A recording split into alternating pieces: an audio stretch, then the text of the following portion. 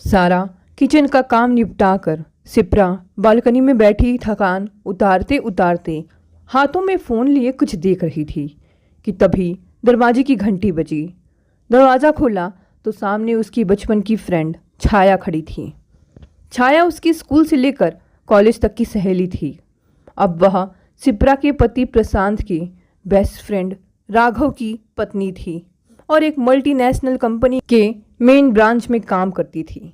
सिप्रा के मन में कुछ देर पहले तक शांति थी, अब उसकी जगह खींचने ले ली थी। फिर भी सिप्रा ने दरवाज़ा खोल हंसकर स्वागत करना पड़ा। अरे तू यहाँ छाया, कैसे याद आई? आ जल्दी से अंदर आ जा। छाया ने अंदर आकर अपनी चालाक नज़रों से पूरे फ्लैट को देखा। सिप्रा ने ड्राइंग रूम को ही नहीं पूरे घर को सुंदर ढंग से सजा रखा था। खुद भी खूब सजी धजी थी। फिर छाया सोफे पर बैठते हुए बोली, इधर एक काम से आई थी तो सोचा तुमसे मिलती चलूं। कैसी है तू सिप्रा? मैं ठीक हूँ, तू अपनी सुना, कैसी है? सामने की दीवार पर सिप्रा के बेटे का फ्रेम में लगा फोटो रखा था। उसे देखते ही छाया ने कहा, सिप्रा तेरा बेटा तो बड़ा हो गया है। हाँ, मगर बहुत शैतान है, सारा दिन परेशान किए रहता है। छाया ने देखा कि यह कहते हुए सिप्रा के चमकते चेहरे पर गर्व छलक रहा था। घर तो बहुत अच्छी तरह से सजा कर रखा है तूने अपना, लगता है बहुत सुघड़ हाउसवाइफ बन गई है। क्या करूं, काम कुछ है नहीं तो घर सजाना ही सही लगता है। अब तो तेरा बेटा भी बड़ा हो गया है, तू नौकरी कर सकती है। साधारण ग्रेजुएशन डिग्री है मेरी, वो भी बीए की, मुझे कौन नौकरी देगा? फिर सबसे बड़ी बात यह कि प्रशांत को मेरी नौकरी करना पसंद नहीं है। तू प्रशांत से डरती है? इसमें डरने की क्या बात है? पति पत्नी को एक दूसरे की पसंद नापसंद का ख्याल रखना तो पड़ता ही है। छाया जोर से हंसी। अगर दोनों के विचारों ख्यालों में जमीन आसमान का अंतर हो तो? यह सब सुनकर सिप्रा गुस्सा हो गई तो वह छाया से बोली, अच्छा तू यह बता कि तूने बच्चे के बारे में कुछ सोचा है? छाया ने कंधे झटकते हुए कहा, मुझे तेरी तरह घर में आराम करने की आदत नहीं और ना ही तेरी तरह मुझे अपना जीवन काटना है। मल्टीनेशनल कंपनी का काम आसान नहीं, भरपूर पैसा देते हैं तो दम भी निकाल लेते हैं। अपनी बचपन की फ्रेंड छाया की यह बात रूपा को बिल्कुल अच्छी नहीं लगी। फिर भी सिप्रा चुप रही क्योंकि छाया की बातें ऐसी कड़वाहट भरी ही होती थी। शिप्रा की शादी मात्र 21 वर्ष की आयु में हो गई थी। लड़का उसके पापा का सबसे खास स्टूडेंट था और उनके अधीन ही पोस्ट ग्रेजुएशन करते ही एक मल्टीनेशनल कंपनी में एग्जीक्यूटिव लग गया था। मोटी तनख्वाह के साथ साथ दूसरी पूरी सुविधाएं भी और देश विदेश के दौरे भी। प्रशांत के स्वभाव और परिवार की अच्छी तरह जांच करके ही पापा ने उसे अपनी इकलौती बेटी के लिए चुना था। हाँ, सिप्रा की माँ को थोड़ी आपत्ति थी, लेकिन समझाने पर वे मान गई थी। पापा फेमस अर्थशास्त्री थे, देश में नाम था। सिप्रा अपने शादीशुदा जीवन से बेहद खुश थी। होती भी क्यों नहीं, इतना हैंडसम और संपन्न पति के रूप में प्रशांत मिला था और विवाह के कुछ अरसा बाद ही उसकी गोद में एक प्यारा सा बेटा भी आ गया था। शादी को 9 वर्ष हो गए थे, कभी कोई शिकायत नहीं रही। सिप्रा भी तो बेहद सुंदर थी, उस पर तो कई कॉलेज के दोस्त मरते थे, पर उसका पहला प्यार पति प्रशांत ही थे। बेटी को सुखी देखकर उसके माता पिता भी बहुत खुश थे। बात बदलते हुए सिप्रा ने कहा, छोड़ इन सब बातों को, हम इतने दिनों बाद मिली हैं, चल सहेलियों की बातें करती हैं। छाया थोड़ी सहज हुई, बोली, तू भी तो कभी नहीं मेरी खबर लेने आती। देख, झगड़े की बात नहीं कर रही, सच्चाई बता रही हूँ। कितनी बार हम लोगों ने तुझे और राघव भैया को बुलाया। राघव भैया तो एक आध बार आए, पर तू नहीं आई। फिर तूने तो कभी हमें बुलाया ही नहीं। अच्छा, यह सब छोड़, बोल क्या लेगी, चाय या कॉफ़ी? गरम सूप भी है? सूप ही ला, घर का बना सूप बहुत दिनों से नहीं पिया। थोड़ी ही देर में सिप्रा 2 कप गरम सूप ले आई, फिर एक छाया को पकड़ा और दूसरा स्वयं पकड़कर छाया के सामने बैठ गई। बोली, बता कैसी चल रही है तेरी गृहस्थी। जब शिप्रा सूप लेने गई थी तब छाया ने घर के चारों ओर नज़र डाली थी। वह समझ गई थी कि शिप्रा बहुत सुखी और संतुष्ट जीवन जी रही है। उसका स्वभाव जलन वाला था ही, अतः सहेली का सुख उसे अच्छा नहीं लगा। वह शिप्रा का दमकता नहीं, मलिन व दुखी चेहरा देखना चाहती थी। छाया यह भी समझ गई थी कि शिप्रा के सुख की जड़ बहुत मजबूत है, सहज उखाड़ना संभव नहीं। आज तक वह उसे हर बात में पछाड़ती आई है। पढ़ाई, लेखन प्रतियोगिता, खेल, अभिनय, नृत्य व संगीत सब में वह आगे रहती आई है। शिप्रा है तो साधारण स्तर की लड़की, पर कॉलेज का श्रेष्ठ हीरा लड़का उसके पंजे में आ गया था। फिर समय पर वह माँ भी बन गई। पति, प्रेम, संतान, स्नेह से भरी है शिप्रा। ऊपर से माता पिता का भरपूर प्यार, संरक्षण भी है उसके पास, संपन्नता अलग से। यह सब सोच छाया बेचैन हो उठी कि जीवन की हर बाजी उससे जीत कर वह यह अंतिम बाजी उससे कैसे हार जाएगी। पर करे भी तो क्या, कैसे उसकी जीत को हार में बदले। कुछ तो करना ही पड़ेगा, पर क्या करें, सोचना होगा। हाँ, कोई ना कोई रास्ता तो निकालना ही होगा। मेरी इस सहेली शिप्रा में बुद्धि कम है, उसे बहकाना आसान है, तो कोई रास्ता निकालना ही पड़ेगा। जरूर कुछ सोचेगी वह। अपनी माँ से फ़ोन पर बातें करते हुए शिप्रा ने सहेली छाया के अचानक आने की बात कही तो वे शंकित हो उठी। बहुत दिनों से उसे देखा नहीं, अचानक तेरे घर कैसे आ गई? शिप्रा सहज भाव से बोली। राघव भैया तो आते रहते हैं, वही नहीं आती थी। उनसे दूर की रिश्तेदारी भी है, प्रशांत के भाई लगते हैं और दोस्त तो हैं ही। पर आज बता रही थी कि पास ही ऑफिस के किसी काम से आई थी, तो मुझे उस पर जरा भी विश्वास नहीं। मुझे तो लगता है तेरा घर देखने आई थी। माँ बेटी की बात बीच ही में काटते हुए बोली। यह सुन शिप्रा अवाक रह गई। बोली, मेरे घर में ऐसा क्या है जो देखने आएगी, जो उसके घर में नहीं है? देख बेटी, छाया बहुत धूर्त चालाक है। बिना स्वार्थ के वह एक कदम भी नहीं उठाती। तू उसे ज़्यादा गले मत लगाना। माँ, छाया आती ही कहाँ है? सालों बाद तो मिली है, यही तो चिंता है। सालों बाद अचानक तेरे घर क्यों आई? शिप्रा को हंसी आ गई। ओ माँ, तुम भी कुछ कम नहीं हो। अरे बचपन की सहेली से मिलने को मन किया होगा, क्या बिगाड़ेगी मेरा? मैं यह नहीं जानती कि वह क्या करेगी, पर वह कुछ भी कर सकती है। मुझे लग रहा है वह फिर आएगी। ज़्यादा घुलना नहीं, जल्दी विदा कर देना। बातें भी सावधानी से करना। अब शिप्रा भी घबराई। ठीक है माँ। माँ की आशंका सच हुई। एक दिन फिर आ धमकी छाया। इस बार शिप्रा थोड़ी संकित तो हुई, पर उसका आना बुरा नहीं लगा। बुरा न लगने का कारण यह था कि प्रशांत ऑफिस के काम से पुणे गए थे और बेटा स्कूल। बहुत अकेलापन लग रहा था। उसने छाया का स्वागत किया। आज वह कुछ शांत सी लगी। इधर उधर की बातों के बाद अचानक बोली, तेरे पास तो बहुत सारा खाली समय होता है, क्या करती है तब? शिप्रा मुस्कुराकर बोली, तुझे लगता है खाली समय होता है, पर होता है नहीं।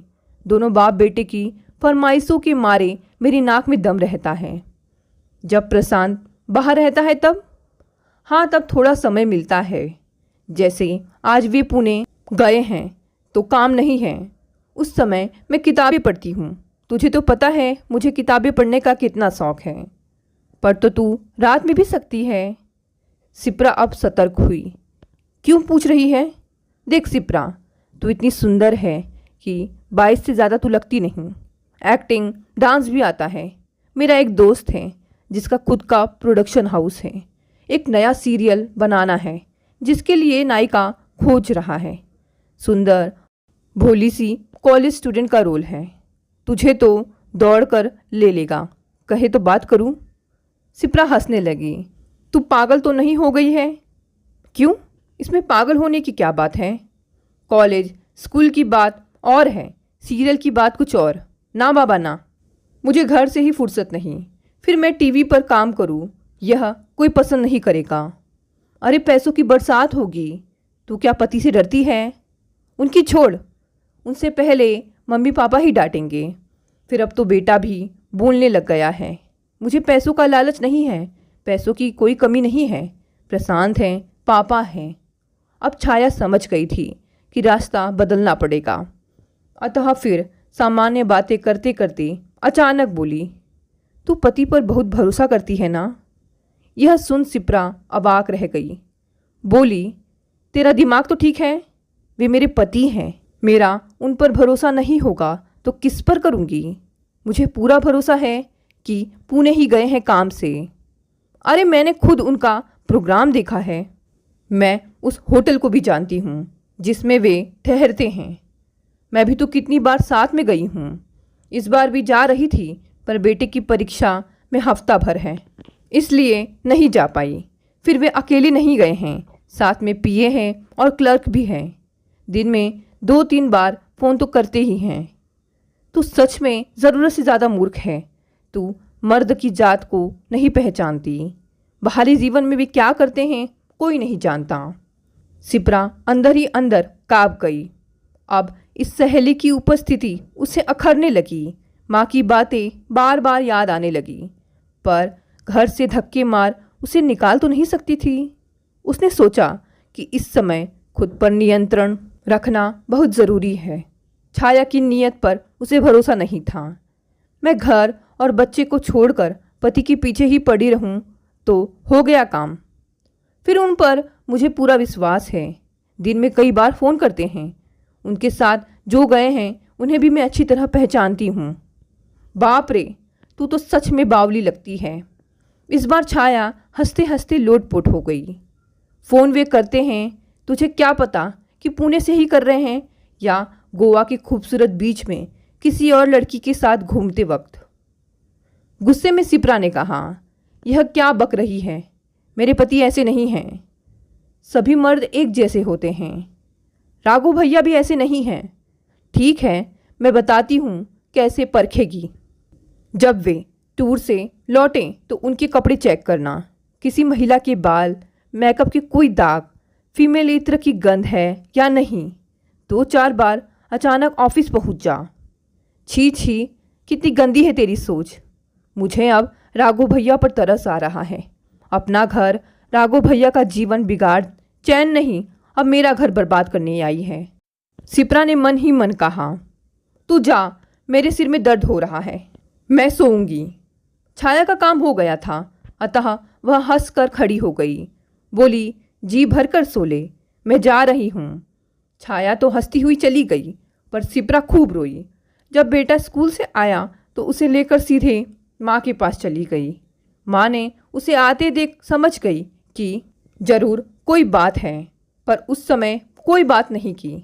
बेटे और उसे खाना खाने बिठाया।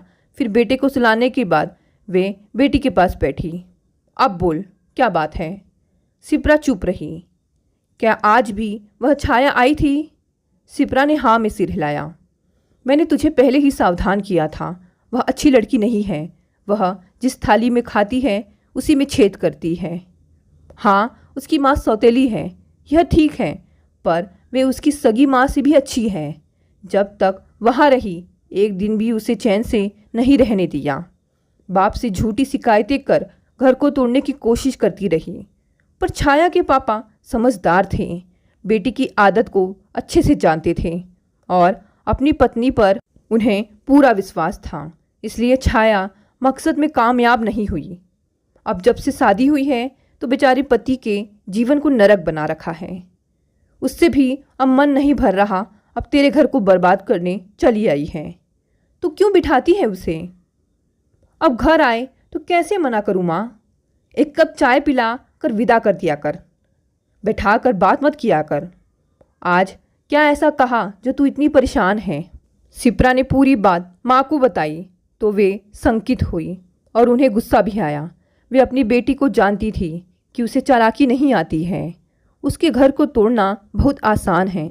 फिर बोली, क्या तू यही मानती है कि दामाद जी पुणे नहीं गए हैं? नहीं माँ, मुझे उन पर पूरा विश्वास है। फिर भी तू विचलित है, क्योंकि शक का कांटा वह तेरे मन में गहरे उतार गई है। देख, शक एक बीमारी है। अंतर इतना है कि इसका कोई इलाज नहीं है। दूसरी बीमारियों की दवा है, उनका इलाज किया जा सकता है, पर संदेह का नहीं। छाया ने यह बीमारी तुझे लगाई है। अब अगर तुझसे प्रशांत जी को लगे और तुझ पर शक करने लगे तब क्या करेगी? काँप गई शिप्रा। मुझ पर? क्यों नहीं? उसके पीछे तू क्या करती है? उन्हें क्या पता, हफ्ता हफ्ता बाहर रहते हैं। तब तो तू एकदम आज़ाद होती है। जब तू उन पर शक करेगी तो वह भला क्यों नहीं कर सकते? शिप्रा को काटो तो खून नहीं। देख, पागल मत बन। दूसरों की नहीं, अपने मन की आवाज़ सुनकर चल। तू उस जैसी नहीं है। तेरे साथ बच्चा है। तू साधारण स्तर की पढ़ी लिखी है। बाहरी समाज का तुझे कोई अंदाज़ा नहीं है। अगर वह छाया राघव से तलाक भी ले लेती है तब भी उसे कोई फर्क नहीं पड़ेगा। पर तू क्या करेगी? हम हैं, ठीक हैं, पर पापा को जानती है ना कि कितने न्यायप्रिय हैं। तू गलत हुई तो यहाँ से तुझे तिनके का सहारा भी नहीं मिलने वाला। मैं कुछ भी नहीं कर सकती। माँ की बात सुनकर स्तब्ध रह गई शिप्रा की। माँ ने जो कहा स्पष्ट कहा, उचित बात कही। उसके मन में छाया कांटा बोना चाहे और वह बोने दे तो वह अपना ही सर्वनाश करेगी। माँ ने राघव से भी इस विषय पर बात की, यह सोचकर कि भले ही बेटी को समझाया हो उन्होंने, पर उसके मन का कांटा जड़ से अभी नहीं उखड़ा होगा। राघव ने उस दिन अचानक फ़ोन करके शिप्रा से कहा, शिप्रा, बहुत दिन से तुमने कुछ खिलाया नहीं, आज रात डिनर करने आऊँगा। शिप्रा खुश हुई। ठीक है भैया, मैं आपकी पसंद का खाना बनाऊंगी। शाम को राघव प्रशांत के साथ ही आया। शिप्रा ने चाय के साथ पोहे बनाए। राघव ने चाय पीते हुए पूछा, रात को क्या खिला रही हो? आपकी पसंद के हिसाब से शाही पनीर, भिंडी, बूंदी का रायता और पराठे। और कुछ चाहे तो? नहीं नहीं, बहुत बढ़िया मेनू है। तुम बैठो। हाँ प्रशांत, तू एक काम कर, छेना ले आ। प्रशांत छेना लेने चला गया तो राघव ने कहा, शिप्रा, आराम से बैठकर बताओ पूरी बात क्या है। शिप्रा चौंकी। क्या भैया? प्रशांत को लग रहा है तुम पहले जैसी सहज नहीं हो। उसे तुम्हारे व्यवहार से कोई शिकायत नहीं है, पर उसे लगता है कि तुम पहले जैसी खुश नहीं हो। लगता है कुछ तो ज़रूर है तुम्हारे मन में। शिप्रा चुप रही। तुम चुप रहोगी तो तुम्हारी समस्या बढ़ती ही जाएगी। बात क्या है? क्या प्रशांत के किसी व्यवहार ने तुम्हें आहत किया है? नहीं, वे तो कभी तीखी बात करते ही नहीं। देखो, पति पत्नी का रिश्ता बहुत सहज होते हुए भी बहुत नाजुक होता है। इसमें कभी कभी बुद्धि को नज़रअंदाज करके दिल की बात काम करने लगती है। तुम्हारे दिल में कौन सा कांटा चुभा है, मुझे बताओ। शिप्रा ने कहा, ऐसा कुछ नहीं है। देखो शिप्रा, पति पत्नी का रिश्ता एक दूसरे के प्रति विश्वास पर टिका होता है। मुझे लगता है प्रशांत के प्रति तुम्हारे विश्वास की नींव को धक्का लगा है। पर क्यों? प्रशांत ने कुछ कहा है क्या? छाया ने जो शक का कांटा उसके मन में डाला था, उसकी चुभन की अवहेलना नहीं कर पा रही थी वह। इसी उलझन में उसकी मानसिक शांति भंग हो गई थी। अब वह पहले जैसी खिली खिली नहीं रहती थी। उसकी मानसिक उधेड़ बुन उसके चेहरे पर मलिनता लाई ही, साथ ही साथ व्यवहार में भी फर्क आ गया था। उसने सिर झुकाकर जवाब दिया, ऐसा कुछ नहीं है भैया। नहीं शिप्रा, तुम्हारे मन की उथल पुथल तुम्हारे मुख पर अपनी छाप डाल रही है। ज़्यादा परेशान हो तो तलाक ले लो। प्रशांत तुम्हारी खुशी के लिए कुछ भी करने को तैयार है। शिप्रा चौंकी, उसकी आंखें फैल गई। तलाक? क्यों नहीं? तुम प्रशांत के साथ खुश नहीं हो? भैया मैं बहुत खुश हूँ। प्रशांत के बिना अपना जीवन सोच भी नहीं सकती। दोबारा तलाक की बात ना करना। और वह रो पड़ी। तो फिर पहले जैसा भरोसा विश्वास क्यों नहीं कर पा रही हो उस पर? उसे कभी कभी तुम्हारी आंखों में संदेह क्यों दिखाई देता है? मैं समझ रही हूँ, पर अपने मन से कांटा नहीं निकाल पा रही हो ना? यह कांटा छाया ने बोया है। वह फिर चौंकी। राघव को उसने असहाय नज़रों से देखा। शिप्रा कोई मुर्गी अंडा देने योग्य नहीं होती और वह दूसरी मुर्गी का अंडा देना भी सहन नहीं कर पाती। बहुत कम औरतें भी ऐसी ही होती हैं जो ना तो अपने घर को बसा पाती हैं और ना ही दूसरे के बसे घरों को सहन कर पाती हैं। उन्हें उन घरों को तोड़ने में ही सुख मिलता है। छाया उनमें से एक है और तुम उसकी शिकार हो। उसने डॉली का घर भी तोड़ने के कगार पर ला खड़ा कर दिया था। मुश्किल से संभाला था उसे। अब उसके लिए वहाँ के दरवाजे बंद है तो तुम्हारे घर में घुस गई। अब तुम ही बताओ, पहले कभी आती थी वो, अब बार बार क्यों आ रही है? सिहर उठी शिप्रा। यह क्या भयानक भूल हो गई उससे। अपने सुखी जीवन में अपने ही हाथों आग लगाने चली थी। प्रशांत जैसे पति पर संदेह वह भी कब तक सहेंगे? उसे पापा माँ तो उसे हरदम सहारा नहीं देंगे। फिर बोली, भैया छाया तो बीमार है। हाँ, मानसिक रोगी तो है ही, पर तुम अपने को और अपने घर को बचाना चाहती हो तो अभी भी समय है, संभल जाओ। प्रशांत को अपने से उकताने पर मजबूर मत करो। जितना नुकसान हुआ है जल्दी उसकी भरपाई कर लो। वह मैं कर लूँगी, पर आप? मेरा तो वैवाहिक जीवन कुछ है ही नहीं। मेरा घर भी नौकर के भरोसे चलता है और चलता रहेगा। भैया मैं कुछ करूं? राघव हंसा। क्या करोगी? पहले अपना घर ठीक करो। कर लूँगी, पर आपके लिए भी सोचती हूँ। लो प्रशांत छेना ले आ गया। राघव बोला, शांति प्यार लगाओ जो शिप्रा के हाथ से निकल रहे थे अब उसने फिर उन्हें कसकर पकड़ लिया। मन ही मन शपथ ली कि अब पति पर कोई संदेह नहीं करेगी। फिर सबसे पहला काम उसने जो किया था वह था पति को सब खुलकर बताना। वह समझ गई थी कि लुक्का छुपी करने से लाभ नहीं।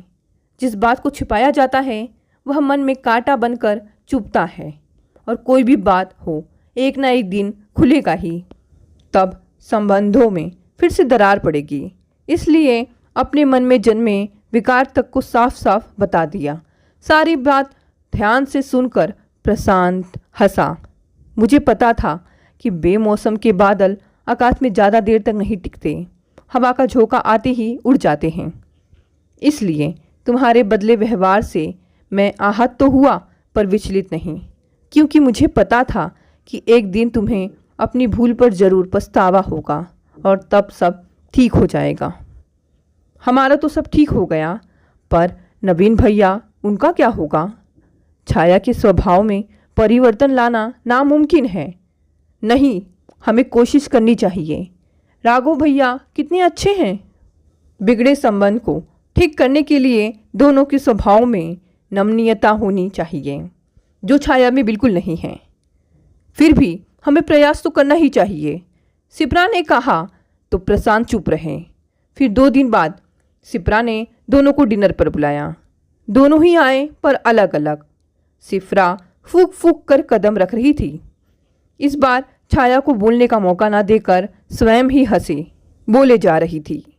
जरा सी भी बात बिगड़ती देखती तो अपने बेटे को आगे कर देती। उसकी मासूम बातें सबको मोह लेती। पूरा वातावरण खुशनुमा रहा। वैसे भी शिप्रा की आंखों से सुख प्यार झलक रहे थे। छाया के मन में क्या चल रहा है पता नहीं, पर वह सामान्य थी। खाने के बाद सब गरम कॉफ़ी के कप लेकर ड्राइंग रूम में जा बैठे। बेटा सो चुका था। बात प्रसाद ने शुरू की। यार, काम ऑफिस और घर, इससे तो जीवन ही नीरस बन गया है। कुछ करना चाहिए। राघव ने कहा, क्या करेगा? चल कहीं घूम आए। हनीमून में बस मनाली गए थे, फिर कहीं निकले ही नहीं। हम भी मनाली ही गए थे, अब कहाँ चले? शिप्रा ने कहा। या हम छाया पर छोड़ते हैं। बोल, कहाँ चलेगी? छाया ने कॉफ़ी का प्याला रखते हुए कहा। मनाली तो हो ही आए हैं, गोवा चलते हैं। शिप्रा उछल पड़ी। अरे वाह, देखा मेरी सहेली की पसंद। हम तो सोचते ही रह जाते। वहाँ जाने के लिए समय चाहिए, क्योंकि टिकट ठहरने की जगह बुक करानी पड़ेगी। इस समय सीज़न है, आसानी से कुछ भी नहीं मिलेगा, और वह भी 2 परिवारों का एक साथ। राघव बोला। प्रशांत ने समर्थन किया। यह बात एकदम ठीक है। तो फिर एक काम करते हैं। मेरे दोस्त का एक फार्म हाउस है, ज़्यादा दूर नहीं है, यहाँ से 30 किलोमीटर है। वहाँ आम का बाग है, सब्जी की खेती है, बहुत सुंदर घर भी बना है और एकदम नदी के किनारे। ऐसा करते हैं, वहाँ पूरा दिन पिकनिक मनाते हैं।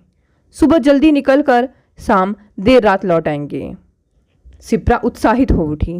ठीक है, मैं ढेर सारा खाने पीने का सामान तैयार कर लेती हूँ। कुछ नहीं करना, वहाँ का केयर टेकर बढ़िया कुक है। शनिवार सुबह ही वे निकल पड़े। आगे पीछे 2 कारें फार्म हाउस के गेट पर रुकी। चारों ओर हरियाली के बीच एक सुंदर कॉटेज थी। पीछे नदी बह रही थी। बेटा तो गाड़ी से उतरते ही पके टमाटर तोड़ने दौड़ा। थोड़ी ही देर में गर्म चाय आ गई। सुबह की कुनकुनी धूप सेकते सब चाय पीने लगे। बेटे के लिए गर्म दूध आ गया था।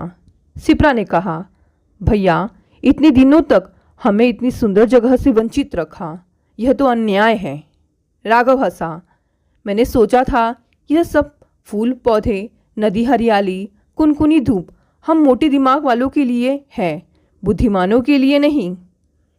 ऐसे खुले वातावरण में सबके साथ आकर छाया भी खुश हो गई थी। उसके मन की खुंदक समाप्त हो गई थी। अतः वह हंसकर बोली, तू समझी कुछ? यह व्यंग मेरे लिए है। प्रशांत बोला, तेरा दिमाग भी तो मोटा है, तू कितना आता है यहाँ? जब भी मौका मिलता है यहाँ चला आता हूँ। ध्यान से देखेगा तो मेरे लैंडस्केपों में तुझे यहाँ की झलक जरूर दिखेगी। देखना, यहाँ काम करने वाले सब मुझे जानते हैं। छाया चौकी।